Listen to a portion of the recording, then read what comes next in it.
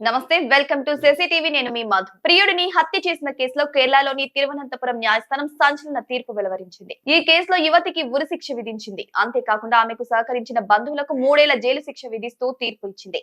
ఈ తీర్పు దేశవ్యాప్తంగా సంచలనమయ్యింది. తమిళనాడులోని కన్యాకుమారి జిల్లాకు చెందిన గ్రీష్మ తిరువనంతపురానికి చెందిన రాజ్ అనే యువకుడితో కొంతకాలం ప్రేమాయణం సాగించింది.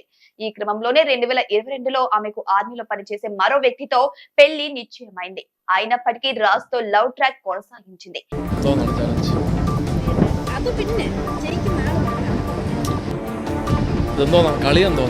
పెళ్లికి సమయం సమీపిస్తుండటంతో అతన్ని దూరం పెట్టేందుకు ప్రయత్నించింది. అయితే ఆమెను వదులుకునేందుకు రాజ్ నిరాకరించారు. ఇక చేసేదేమీ లేక అతని అడ్డు తొలగించుకోవాలని చూసింది. అందులో భాగంగానే ఒక పథకం రూపొందించింది. రాజ్ ను ఇంటికి పిలిచి అతనికి ఇచ్చిన జ్యూస్ లో విషం కలిపింది. అది తాగిన అతడు ప్రాణాలు కోల్పోయాడు. ఈ హత్యకు సంబంధించిన సాక్ష్యాలను చెరిపివేసేందుకు ప్రయత్నించింది. ఈ హత్యను తన కుటుంబ సభ్యుల సహాయంతో చేయగలిగింది. ఈ ఘటన పేలు సంచలనంగా మారింది. അത് പിന്നെ ശരിക്കും നാളെ പറഞ്ഞു ഇതെന്തോന്നാണ് കളിയെന്തോന്നാണ് പറ. ఈ కేసులో సాక్ష్యాధారాలను పరిశీలించిన తిరువనంతపురం కోర్టు ఇటీవల గ్రీష్మను దోషిగా తేల్చింది.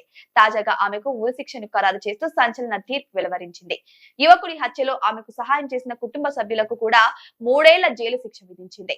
తగిన సాక్ష్యాధారాలు లభించకపోవడంతో దోషి తల్లిని నిర్దోషిగా విడుదల చేసింది. దీంతో ఒక మహిళకు ఉరిశిక్ష పడడంతో న్యాయస్థానాలకు న్యాయంతో మాత్రమే సంబంధం ఉంటుంది తప్ప లింగ వివక్షత ఉండదని మరోసారి రుజువైంది.